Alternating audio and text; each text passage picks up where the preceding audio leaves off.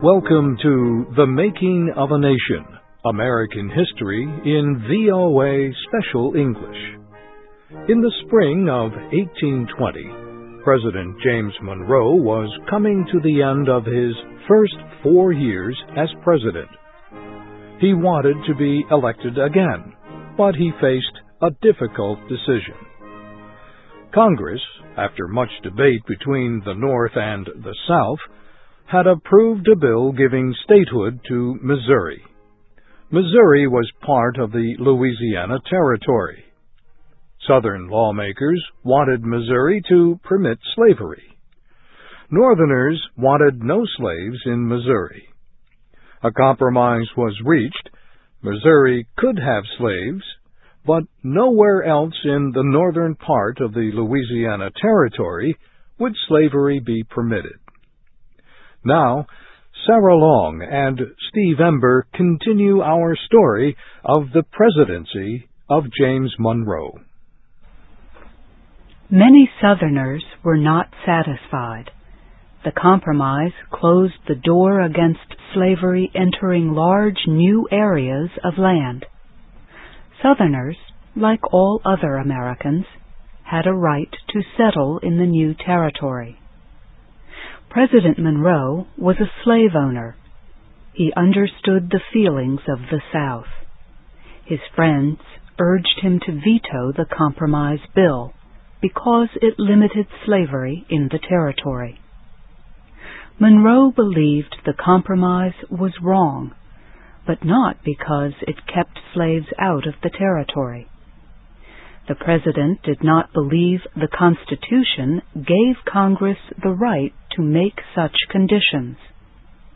Monroe even wrote a veto message explaining why he could not approve the compromise. But he did not use the veto. He also understood the strong feelings of those opposed to slavery. He believed there might be civil war if he rejected the compromise. So Monroe signed the bill. Missouri had permission to enter the Union as a slave state. The crisis seemed ended, but a few months later, a new problem developed. Missouri wrote a state constitution that it sent to Congress for approval. One part of this constitution did not permit free black men to enter the state. The Constitution was immediately opposed by a number of congressmen. They charged that it violated the United States Constitution. The United States Constitution said, citizens of each state had the rights of citizens of each of the other states. And since free black men were citizens of some states, they should have the right to be citizens of Missouri. The debates over this lasted several months. Former House Speaker Henry Clay finally proposed a compromise that both sides accepted. Missouri could become a state if its legislature would make this promise. It would never pass any law that would violate the rights of any citizen of another state. This second compromise ended the dispute over slavery in Missouri and the Louisiana Territory.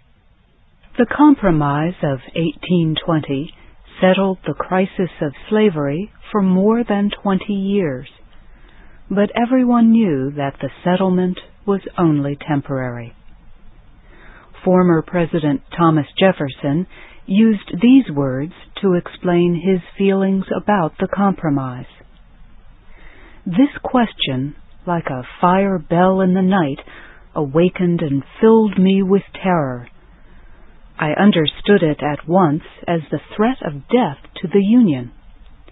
It is hushed indeed for the moment. But, said Jefferson, this is a reprieve only, not a final settlement. Monroe's decision to approve the compromise did not hurt his election chances in 1820. There was at this time really only one party, the Republican, and he was its leader. The opposition Federalist Party was dead. It was no longer an election threat. Monroe was the only presidential candidate in the election of 1820. He received the vote of every elector but one. William Plummer of New Hampshire voted for John Quincy Adams. He explained later that George Washington had been the only president to get all the electoral votes. Plummer said he did not want anyone to share this honor given to Washington.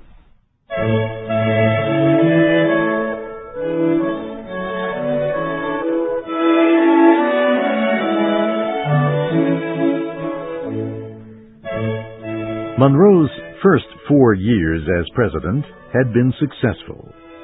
He had increased the size of the United States.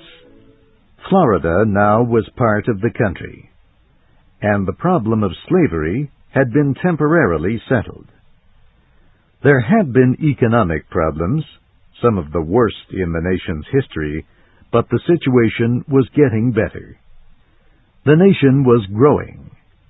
As it grew, new problems developed between its different sections. There were really 3 separate areas with very different interests. The northeastern states had become the industrial center of the nation. The southern states were agricultural, with large farms that produced cotton, rice, and tobacco. Much of the work on these farms was done by slave labor. The western states were areas of small farms where grain was produced with free labor. It was a place where a man could make a new start, could build a new life. The land did not cost much, and the fruits of a man's labor were his own. This division of the nation into different sections with opposing interests ended the one-party system of Monroe's administration. The industrial Northeast wanted high taxes on imported products to protect its industry from foreign competition. This part of the country also believed the national government should pay for roads and waterways to get their products to markets. The South did not agree to high import taxes. These taxes raised the prices on all goods, and import taxes on foreign goods might cause foreign nations to raise import taxes on Southern cotton and tobacco. The South also opposed spending federal money for roads and canals. The mountains through the southern Atlantic states would make road building difficult and canals impossible. The western states supported government aid in the building of roads and canals.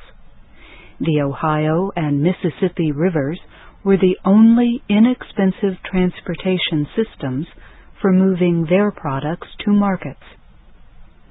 The Westerners also supported high taxes on imports because they believed such taxes would raise the prices of their agricultural products.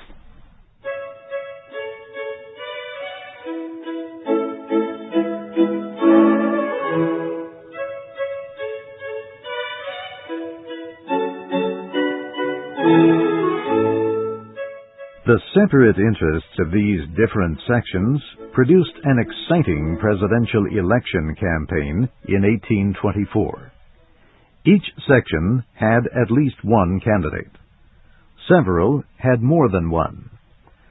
The campaign began almost as soon as Monroe was elected for the second time.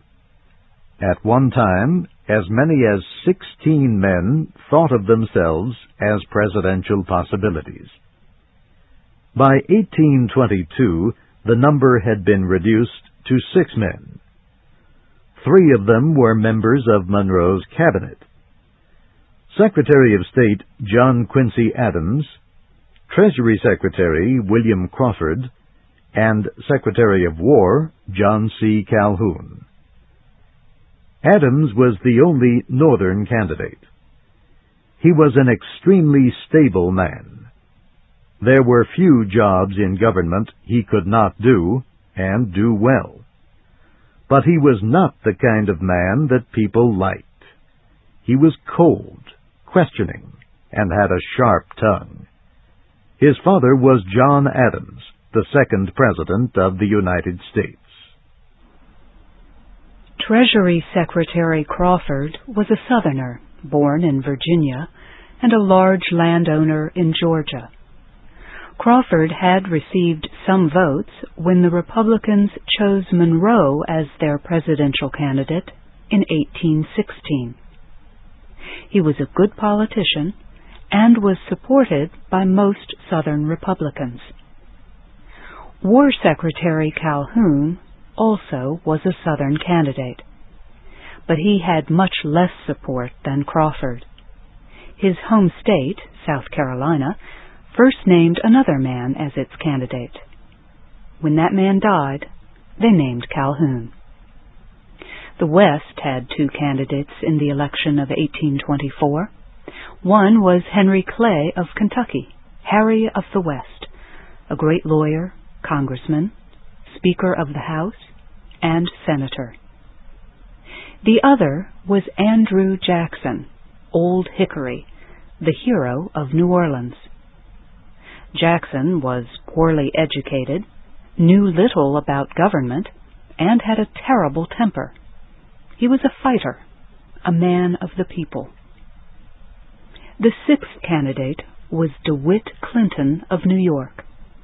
He was governor of that state and leader of the commission that built the Erie Canal. But New York presidential electors were chosen by the legislature, which was controlled by Clinton's enemies.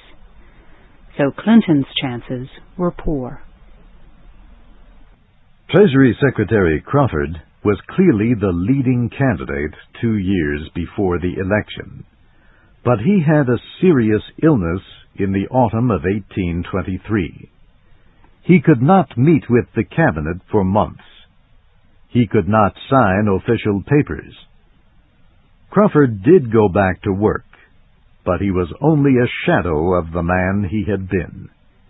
He walked slowly, like a blind man, wrote one reporter. So that took Secretary Crawford out as a possible candidate for the coming election.